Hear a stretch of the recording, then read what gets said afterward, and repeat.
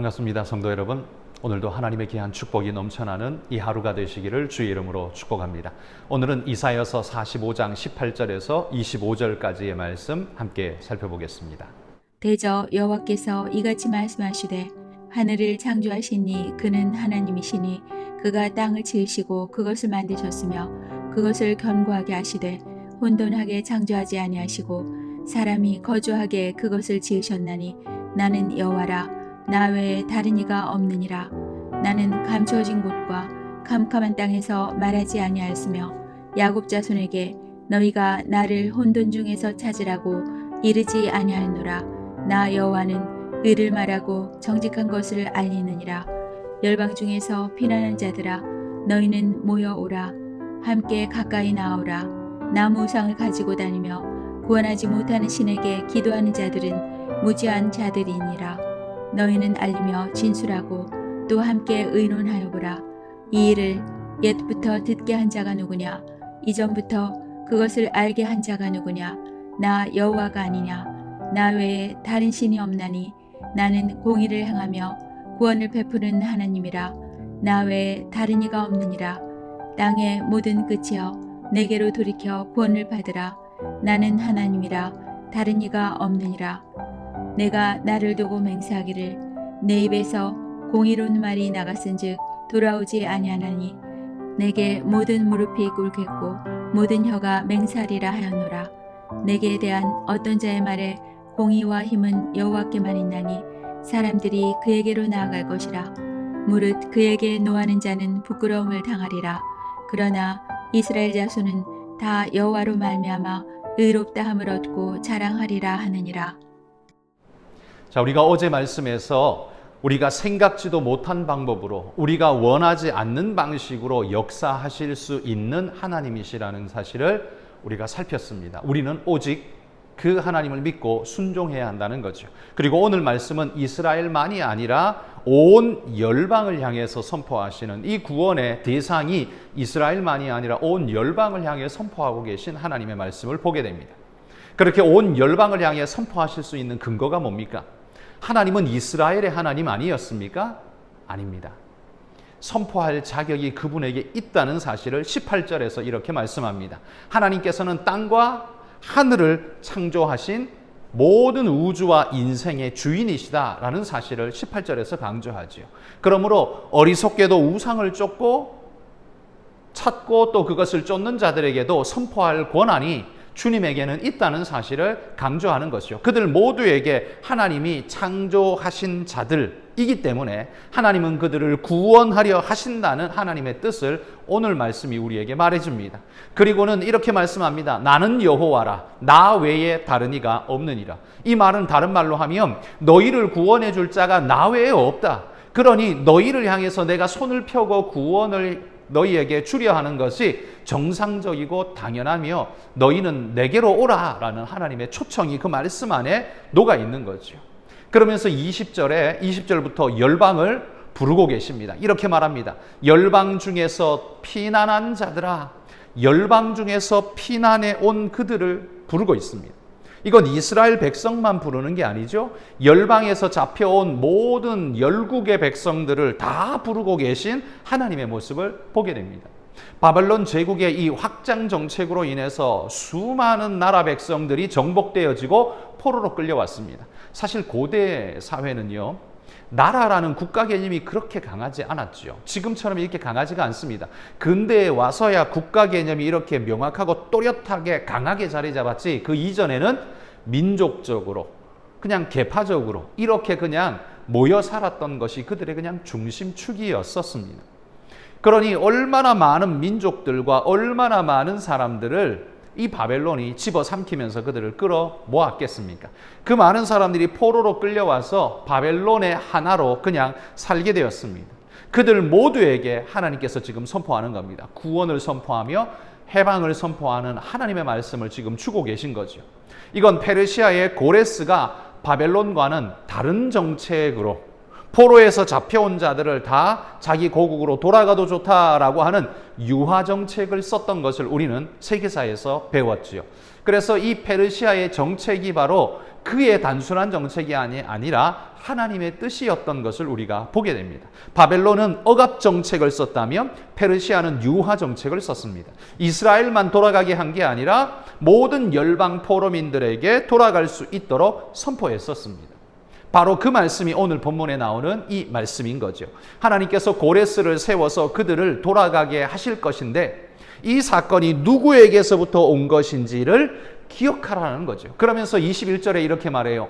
함께 의논하여 보라 이렇게 말합니다. 함께 의논하여 봐라. 너희들끼리 서로 토론해 봐라. 그리고 이것이 도대체 어디에서 올 수 있는지를 한번 논쟁해 봐라 라고 말해요. 그리고는 22절에 땅의 모든 끝이여 라고 부르고 있습니다. 땅의 모든 끝. 이건 지구 끝에 있는 사람을 부른다는 소리겠습니까? 아니요. 하나님에게서부터 땅의 끝까지 있는 모든 사람들을 다 부르고 있는 하나님의 표현법입니다. 여기 땅의 모든 끝이라는 말은 한마디로 표현하면 온 세상 모든 사람들, 나라와 사람들아 이 말씀을 하는 거죠. 내게로 돌이켜 구원 얻으라. 나는 하나님이라. 그 대상자가 누구라고요? 이스라엘만이 아니라 온 열방 모든 백성들이라고 이야기하는 겁니다. 45장에서 계속 선포하고 있는 말씀은 고레스가 우리에게 구원을 주는 것이 아니라는 사실을 강조하고 있습니다. 이 구원이 누구에게서 온 것인지를 확실하게 그들에게 각인시켜주고 말씀해주고 있는 것이 바로 이 45장의 말씀이죠. 열국의 주인 하나님께서 그들에게 구원을 주고 계심을 알라 이렇게 말합니다. 하나님의 백성은 이스라엘만이 아니라 모든 땅끝 백성에게 하나님께서 그의 백성으로 삼고 복을 주시기 원한다라는 거예요. 그러므로 성도 여러분, 하나님께서는요, 교회 다니는 사람만 복 주시고 교회 다니는 사람만 구원하려 하신다 이렇게 말하기에는 어렵습니다.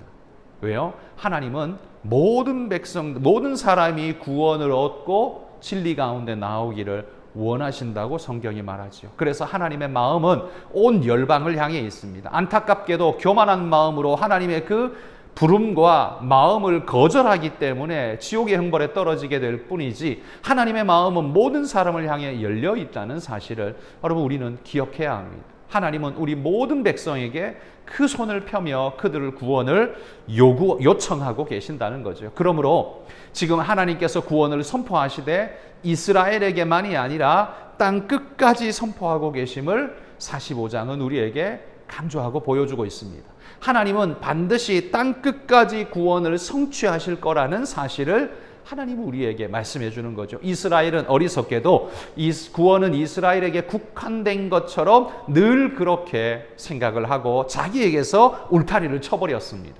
하나님의 뜻을 자기 생각으로 막아버린 거죠. 아닙니다. 하나님의 뜻은 열방 끝까지 뻗어나가는 것이었습니다. 그들 모두가 구원 얻는 것입니다. 이스라엘의 선택 목적은 그들을 선교사로 부르셨던 것이죠. 그 선교사의 사명을 잃어버리고 전하지 않고 자기에게만 가둬둔 요나가 바로 그 모습이지 않습니까? 그런 모습으로 서지 말 것을 이사야 선지자가 우리에게 말씀하고 있는 겁니다. 23절에 보시면 하나님께서 당신의 이름을 걸고 맹세하고 있습니다. 우리의 구원은요, 그냥 운 좋게 어떻게 한번 얻어 걸려 봐라 라고 말하는 게 아니라 하나님이 당신의 이름을 걸고 맹세하면서 내가 이 일을 이루리라고 약속하고 있다는 말이죠. 그렇게 주님 앞에 나오는 자들은 25절 여호와로 말미암아 의롭다 하심을 얻고 자랑하리라. 여러분, 오늘 우리가 어떻게 구원 얻었습니까? 우리가 예수 그리스도로 말미암아 의롭다 하심을 얻고 자랑하는 존재가 되지 않았습니까? 바로 이사야가 말하는 그 열국 땅의 끝 백성 중에 한 국민이 있는 겁니다. 오늘 저와 여러분이 있는 겁니다. 바로 저와 여러분이 하나님의 이 땅끝 백성을 불러주시는 그 부름 때문에 오늘 우리가 구원에 이르렀고 여기 이렇게 기쁨의 노래를 할 수 있는 자들로 설 수 있게 된 것입니다. 그러므로 여러분, 성경이 말합니다. 주께 붙어 있으라. 그게 구원입니다. 모든 열방이 주께 나오도록 또한 초청하라. 그것이 우리의 사명입니다.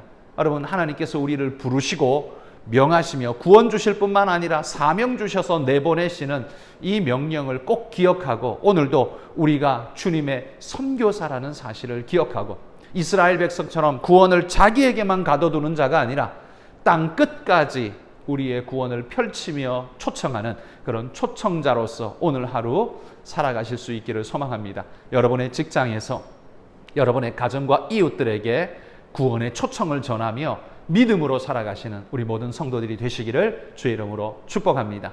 오늘 함께 기도하죠. 열방이 주의 구원을 얻기까지 우리도 선포하며 또한 선교하는 하나님의 귀한 선교사의 사명 잊지 않게 해달라고 기도하시기 바랍니다.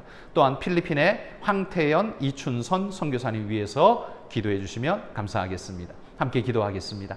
하나님 아버지, 우리가 구원 얻은 구원의 백성됨을 기뻐하고 감사하는 것에 멈추지 않고 하나님의 이 복음을 들고 나아가 열방 땅끝까지 주의 복음을 초청하며 전하는 하나님의 귀한 선교 사명 감당하는 자가 되게 하여 주옵소서. 하나님, 모든 믿음의 사람들이 자기가 있는 바로 그 자리에서, 그 일터에서, 자기가 숨쉬는 모든 공간에서 하나님의 복음을 전할 때 이 땅은 온전한 구원의 자리로 나오게 될 줄 믿습니다. 우리 모두를 선교사로 부르셨을진데 하나님, 우리가 그 사명 잘 감당하며 은혜의 일 감당해내는 믿음의 백성들이 될 수 있도록 하나님 인도해 주옵소서. 교만한 마음 품지 않으며 겸손하고 성실한 마음으로 주님 앞에 서게 하여 주시옵소서. 하나님 아버지, 감사합니다. 오늘도 주님 불러주신 그 은혜, 구원의 은혜에 감격 감사하며 하나님의 그 부르심 앞에서 또한 사명도 있다는 사실을 잊지 않고 믿음으로 나아가 이 사명 잘 감당해가는 믿음의 일꾼들이 될 수 있도록 하나님 인도해 주옵소서. 성령에 귀한 은혜와 하늘에 귀한 능력이 우리 성도들의 삶 속에 함께하여서 땅 끝까지 하나님의 부르심을 함께 초청하며 귀한 복음 전하는 귀한 사역자로서의 사명 잘 감당할 수 있도록 우리 모든 성도들, 우리 선교사님들을 축복하여 주옵소서. 예수님 이름으로 기도합니다. 아멘.